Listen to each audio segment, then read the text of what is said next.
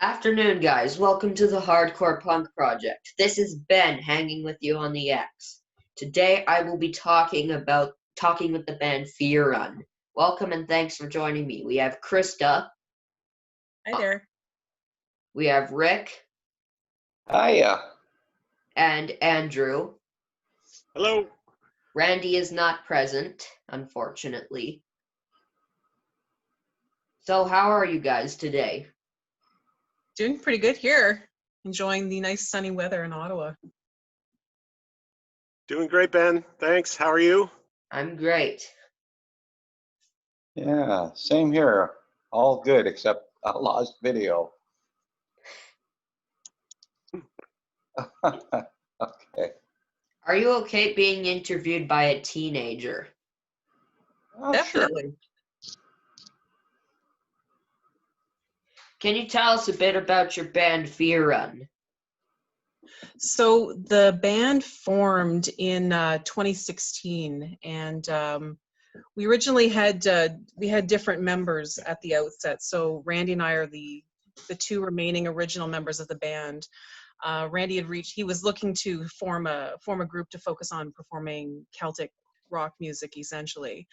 And he reached out to some guys that he'd played with in the past, and they agreed to come on and join this project. And we recorded our first album together, and we went for a Juno nomination with that one, and we kept evolving the band as the records kept coming. So now we've got Rick and we've got Andrew, and Randy looks like Randy's joined us now. Randy's back and Rick is gone. We might have lost Rick.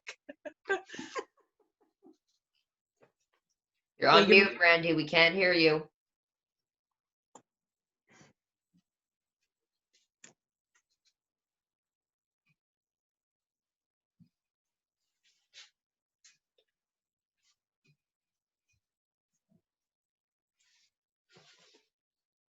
I've not used this on the phone before. The phone seems to be working. My computer, you guys just froze and didn't come back, so I decided to go with plan B here. All right. How was the band formed? Well, I had an idea in 2016, early in the year. We several members originally came out of our Gaelic choir. We had a choir called Arn Noran, and we competed in Canada, the US, and Scotland, and formed that choir in 2009. Around 2015, things started to slow down and interest dropped off. So I came up with the idea of putting the choir members together, and ran it by Krista, who was directing the choir at the time, and she said, "Yeah, that sounds like fun," or something like that, right, Krista? That sounds like years of hard work and commitment, but fun. And yeah, so that's how we got together originally, Ben. And then we've been through, just trying to find our people, and we're finally there. All right. So, have you done any tours or expecting to do any in the future? Well, that's a great question. We were all set. We were invited to perform a Canadian Music Week in Toronto this year with the new lineup just formed. Yes, we're putting our feelers out. It's been with COVID, it's really put a damper on things, but we were invited to Canadian Music Week. We've been talking to a tour promoter, manager who's based in Germany and South America. But COVID's put the brakes on everything. A bit of good news, I don't know if you've been following our feed, but something that'll fuel a tour question in future is we won an IMA this year in metal hardcore category. Nice. Yeah, it didn't say badass though, so I don't know if I should complain or not. I think you guys are badass though. That means the world coming from you, Ben. That's awesome. So yes, we want to get out and tour and play. Who knows when crowds will be allowed to assemble again? The sooner the better. We're itching to go. All right, and Rick has returned. Although his profile picture is an image of a rabid rabbit.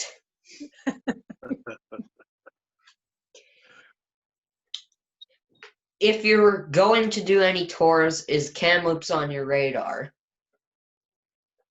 I would love to get to Kamloops. I actually have a first cousin that lives there. I was there a couple of years ago. Love your city. We seem to have uptake in Kamloops, Abbotsford, British Columbia in general. So yeah, it's definitely on our radar. All right. Any new albums on the horizon? Well, we're working right now, Ben, on some live at home videos, and yeah, we've started work on our next album. We've got a tune in the hopper. Anyone else want to pick up? I feel like I'm doing all the talking here. Not that that's unusual, but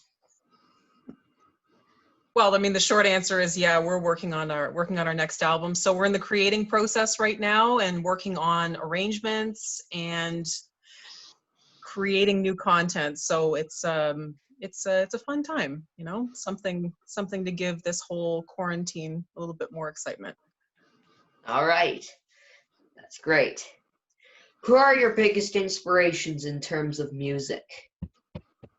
oh I'll man. start with Krista, just because. Yeah, I think that's safer, Ben. That's a really good question.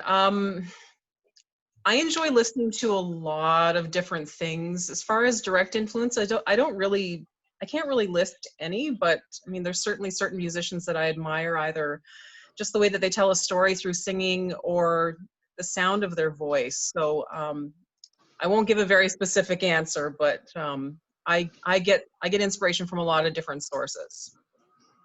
All right, that works. Randy. Well, Ben, I love all types of music. So my inspiration originally came from classical music, which is where I started my journey on trumpet. But then I soon after discovered jazz and then rock and roll. So I like all the great trumpet players. I love Deep Purple. Genesis was a heavy influence. And just a whole array of other bands after. Rick. Yeah. Well, I grew up playing pretty well all the heavier stuff as far as guitar goes. Some of my favorite musicians would be like Joe Satriani. He's one. Van Halen, I grew up listening to that, and Michael Schenker, another one of my favorite guitar players. So, yeah, there's a whole slew of them, but those are just a few to name. Andrew, you look like a drummer. That's right. Thanks, Ben. Yeah, my biggest inspiration, I'd have to say it's Elvis. I can remember being 4 years old, and my mom was a huge Elvis fan. And I still remember, I have a visual memory of hearing All Shook Up and dancing all over the house. That's good. Yeah. Okay, this is a question for all of you. We'll start with Krista this time. Favorite genre of music? Oh man, I still love early 90s grunge music. Still love it. That's great. Me too. Randy. Can I have two choices? Sure. I love old school metal. It just makes me want to jump up and down. I love playing it. I love listening to it. And I love fusion music where hard rock metal is fused with different styles of music, whether it be Celtic or whether it be jazz. I love when worlds collide in a good way. Like Tony Levin is who I'm listening to a lot of lately, the old King Crimson bass player, whose new band is just amazing. Yeah, I like listening to this band called My Chemical Romance. I'm not sure if you've heard of them. Yep. Yes. Rick? Same as Randy as far as the old school metal, pretty well instrumental music. Yeah, yeah, pretty well. I like anything from, say, Santana to Scorpions, Kiss, all of it. Anything rock. All right, Andrew. So if I had to pick, I'd say power pop. Power pop Anything? like the Beatles?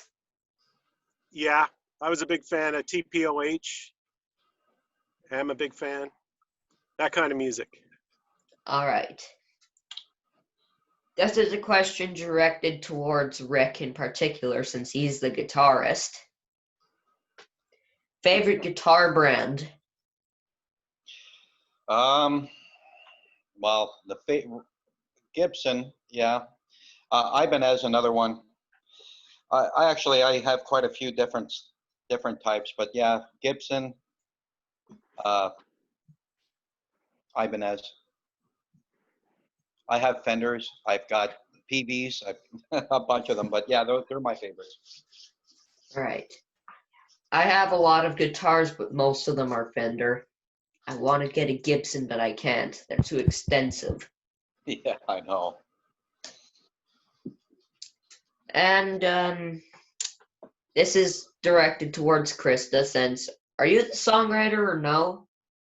I write some of the songs, yes, for All sure. right, this is a bit on 10 feet, the song 10 Feet Tall, because I want the viewers to know.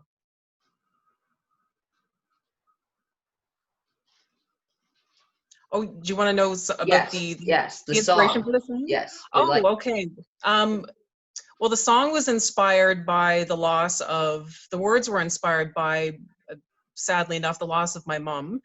But the way that they're written, it's about any relationship, you know, and how we kind of go through changes in relationships and what life is like afterwards. And yeah, it's a universal message. That makes sense. Towards Rick, again, this is a guitar question. Mm-hmm. Do you use scales at all in your songs? Absolutely. The pentatonic scale is the main scale that I pretty well use, major and minors. And, you know, for the most part, that's what I use, but there's still the odd few, you know, depending on what tune that we're working on. All right, this is another question for Rick. I know I have a lot of questions for Rick on this, even though I wasn't the one who wrote it. Mm-hmm. Can you tell us what other guitars you play? Well, I have Takamine acoustic, which is a really nice Santa Fe acoustic, as well as I use an Ovation 12-string. I have Kramer guitars, PV guitars, Fenders, Strats, Gibson Les Pauls. I've got a gold top and the Alex Lifesense edition, which is a beautiful guitar. And what else do I have? I don't know. My main ones that I'm using right now, though, really are the Les Pauls and the Kramer. That's basically it. I want to get like a 9-string guitar for gent purposes, but I don't have enough money. Yeah, that's always a problem when you're younger. As you get older, you tend to come into money a little more. And when I was your age, I didn't have any Gibsons. I had the knockoffs. Hey, Rick, Ben, I think you might find this interesting. In the 70s, when Rick and I were probably your age, the spot we bought guitars was a place called Wiener's Pawn Shop. Oh, boy, yeah. And I think your first one, Rick, was an Ibanez, if I remember. Mine was a Northern Ricky copy. And they still seemed expensive. It's nice. My first guitar was this one right here. This one right here. This is a Junior Precision bass. I got it from my dad as like a gift or something. Very nice. And that's how it starts, eh? You get one and you want to keep trying to find your sound, so you need another. Yeah. Yep. I received the Strat you see right there behind me as a birthday present. Nice, Nice birthday birthday present. And this Black Jackson. Mm-hmm. I bought that. That was my first bought guitar. I sold my PlayStation to get this P bass over this direction, like right there. Nice. That acoustic was my second bought guitar. And that over there I bought for about $500. It's a BC Rich and I like it a lot. Cool. And that green V is pretty much Christmassy. That's almost Fiuran green, Ben. This is yellow. All right. Directed towards Krista. I'm gonna try and fit some of the songs from the Legends album into my show this upcoming. And I want the viewers to know about every song on the album. So we have The Breakers. Can you tell us about that one, please?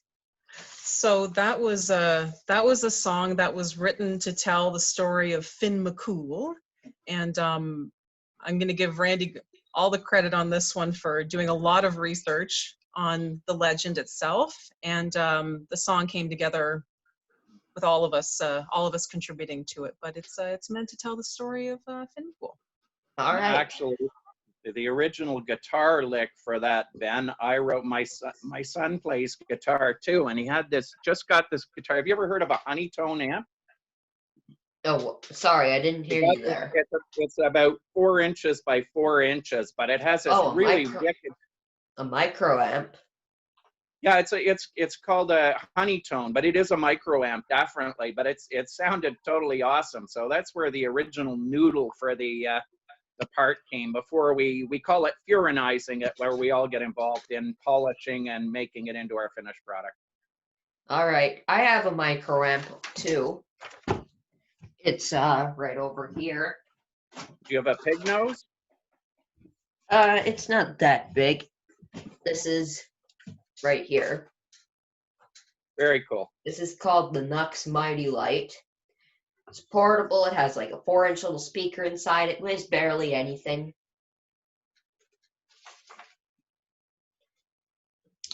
All right, now we have any outside interests beside music. For all of you. Where are you at? We'll start with Randy. Yeah, I've got lots of interests outside of playing in the band. I guess right now I teach Gaelic at the University of Ottawa here, so I'm interested in the Gaelic language and Scottish culture. I've got a fascination with calculators, programmable calculators, but don't tell anyone. I like playing with neural networks and fractal geometry, and I'll leave it there before I get too nerdy. All right. I'll tell my dad that you have a secret interest in calculators. Nice. Rick.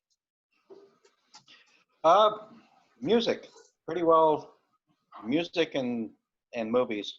That's about it. Movies, all right. Andrew. Outside music, I have a 10-year-old daughter and a wife, and so whatever my daughter is interested in, I find I learn a lot about that. So lately I've been watching anime. Anime? Don't tell For me you're example. turning into a weeb. What's that? Don't tell me you're turning into a weeb. I might be. It just depends on what my daughter starts watching. So I end up watching it with her. All right, Krista.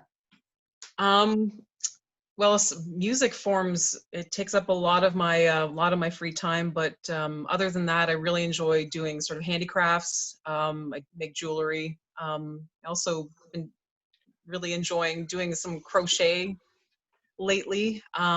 but yeah, other than that, I'm working my day job and and keeping my hands busy when I'm not playing music. All right.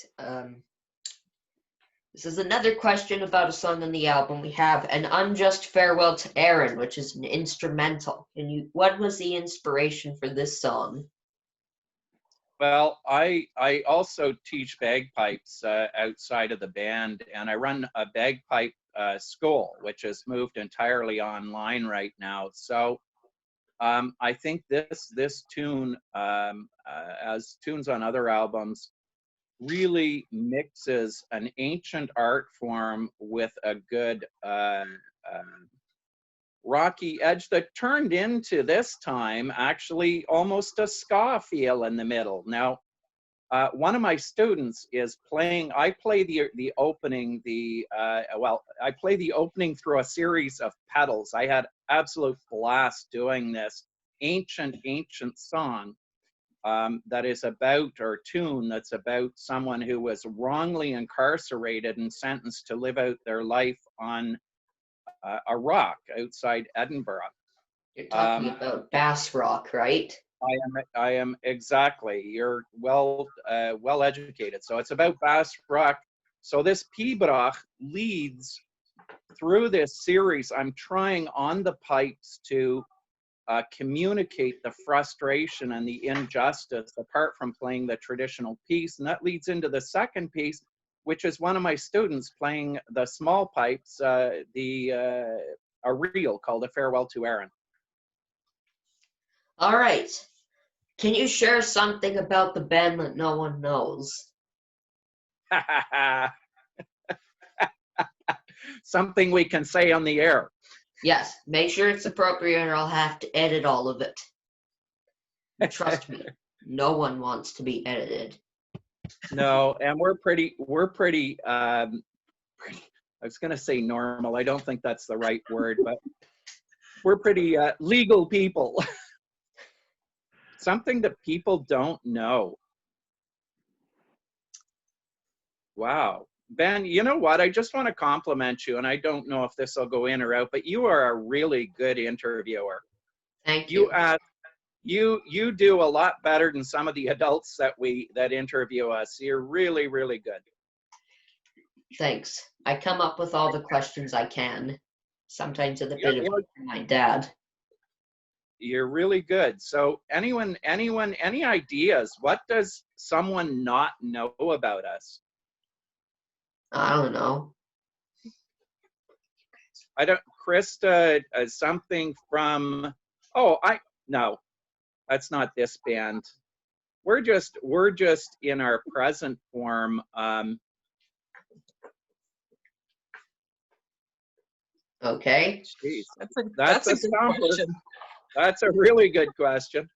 We're like an octopus on roller skates. I don't know, but most people know that about it. So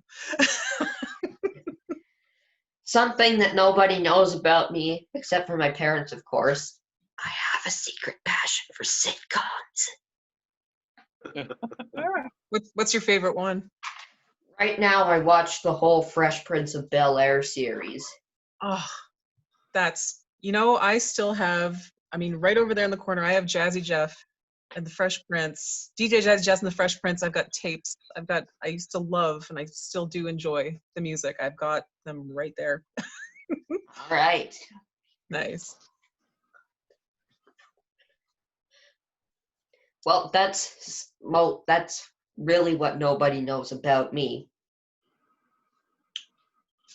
All right. Were you nominated for a Juno after you entered? The answer is no. I don't think the Juno is the right competition for our sound and style. Yeah, I read on your Facebook page. Sorry. What's that? Sorry for interrupting you. Yeah, no problem. What did you anyways, so I don't think the Junos were a good fit for us. They have different competitions. Certainly if we were more commercial and sold a lot of albums, we'd be a good fit. Oh, that's something that no one knows that I can probably say now. I was one of the judges at the Junos this year. That's awesome. That's not the band, but anyways, so the IMAs are much better suited to us, Ben. I know it's not the answer to your question, but no, we didn't win a Juno. That's fine. All right, this is a question I ask every band that I've interviewed so far. That's like 4 of them. Would you guys accept a challenge from me? Of course, Yes. we live for challenges. Challenge us, Ben. Try to record a music video with Gaelic lyrics on a punk song while doing Highland dancing. Okay, so Punk is fast and aggressive, and I like it a lot. Like a lot. So a Gaelic video in the punk rock genre with Highland dancing. Yes. Now, do we have to be doing the Highland dancing, or can we get people we know to do the Highland dancing? Oh, I forgot to mention you have to do it too.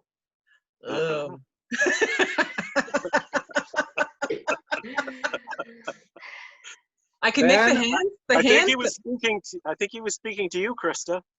Yeah, this doesn't dance. So Ben, I can write a Gaelic punk rock song.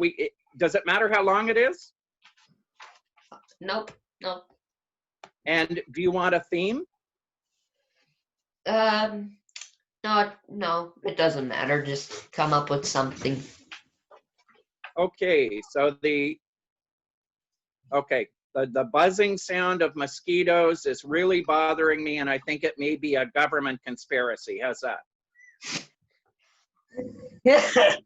That sounds okay. Okay, so I'm up for doing the Gaelic and the punk rock thing. I think we can match that. Who's up for doing some Highland dancing, guys? I can't dance, sorry. I can't I'm dance, but currently ironically, I was working on last night, just to sort of before bedtime. I was working on a guitar lick and a drum beat that might actually fit the bill for punk. All So, right. does it have to be real Highland dancing, or can we be faking it? I assume it's going to be fake Highland dancing if we're doing it. No, I don't think fake it. absolutely. It needs to be real. It needs to look real. I'll put on my kilt and make it look real, but it won't be authentic. All right. Next question. This is directed towards Krista again. A bit on the song Isle of Skye. I can't say the Gaelic, some of the Gaelic lyrics because no. I'll say it for you, no problem. It's Ailin Ahio, so All right. Isle of Skye. So it's our tribute to a famous lady from the Gaelic culture. Her name Maidie Vord. Mary McPherson, I believe, was her full name. She was a Scottish Gaelic poet, and most of her poems focused on issues around the Highland clearances and just the overall struggle for land there. So that's our it's a song essentially in tribute to her. All right. Where did you learn how to sing in Scottish Gaelic? I learned from Randy. Is that true, Randy? Well, yes, it is. That's we worked long and hard with the Scottish Gaelic Choir to learn some language, and Krista, though, also has a real penchant for picking up sounds, and she, when we went to the Scottish Mod, you have to do an assessment, and Krista did very well and ended up a card-holding member. So she's an easy student. All right. That's a good enough explanation. Thank you, Randy. You're A bit on track 5. I can't say it again. It's too long. But I know it's a traditional song. Mogal and Hain. All right. I know it doesn't look like it sounds. I I know. remember learning the language and just having to suspend my belief in what I saw versus what I was hearing. So that's this song. It's actually a love song. It's just it's a song about a girl singing about this man, like most Scottish Gaelic songs are. A man who she loves, but you know, his heart is somewhere else, and it's just it's a very, very traditional theme. And yeah, so this gal's in love with a guy who's gone to sea, and he's probably not going to come back to her anyways, but that's what it's about. All right. Tell the listeners about the Mission March because they want to hear it from you. You want to take that one, Randy? Who do you want okay, the Mission Mission March. March. So the Mission March is oh, that's something people don't know. We're working on a live at home video on the Mission March, and it's just about ready to be released, Ben. So that's going to be cool. So it basically is a song of encouragement to people going through struggle, no matter what that struggle in life is, whether it's hunger, addiction, homelessness, doesn't really matter. Our message is, if you're up to your eyeballs in trouble and challenges, keep going, because the sun is on the other side. All right. Okay, we're running out of time here, so I'll ask these last two questions before we stop. Sure. Directed towards Krista. A bit on This Fall in Hungary and Last of August. Okay, so the This Fall in Hungary, Randy wrote the original words for this and the original melody. It was inspired by his absolutely wonderful wife, Olga. But the gist of the song is finally finding that one special person after so many years of looking, and it's special and it's magical the moment that you meet them. And then Last of August, I'd actually prefer that Randy answer this one because of the connection with Llama, if you don't mind.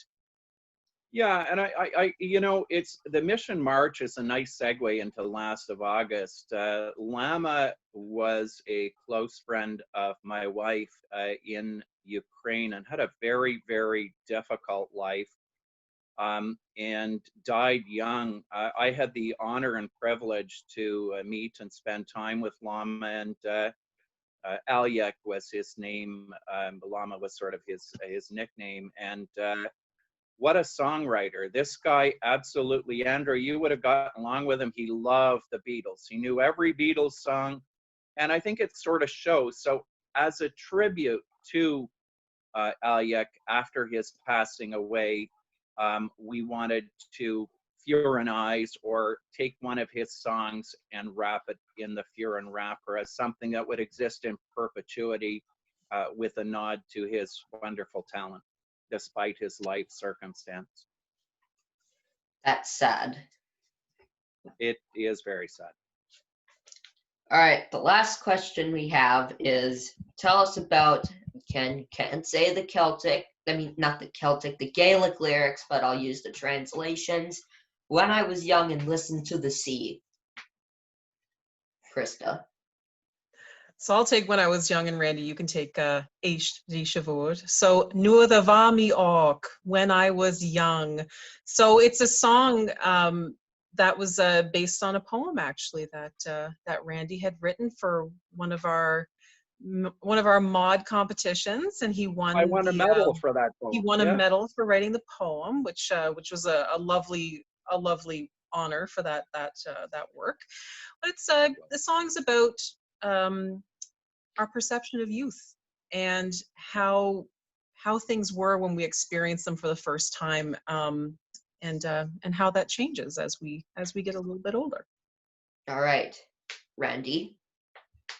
Éist dí Siomhúr, Listen to the Sea. I wanted to capture in the lyrics of this song when people are feeling anxious or depressed or hopeless, as so many people in our world are, and it's almost a taboo or a weakness to let this let people know this, but it's not. It's a natural process, and I think the key is to, this is a cry for help. Eishtri Shavur, listen to the sea. It's also about us as people knowing other people are suffering anxiety, depression, and so on, to listen to them. All right, that works. Well, it looks like we're out of time now. I just want to say thank you guys, Fiuran, Krista Grant, Randy, Rick Livesey, and Hendra Plant, for taking the time to meet with me today. Stay safe, be well, and rock on. Thank you, Ben. Rock on, Ben. Thanks, Ben. You rock, little man. Keep it up. All right. That's not to stay for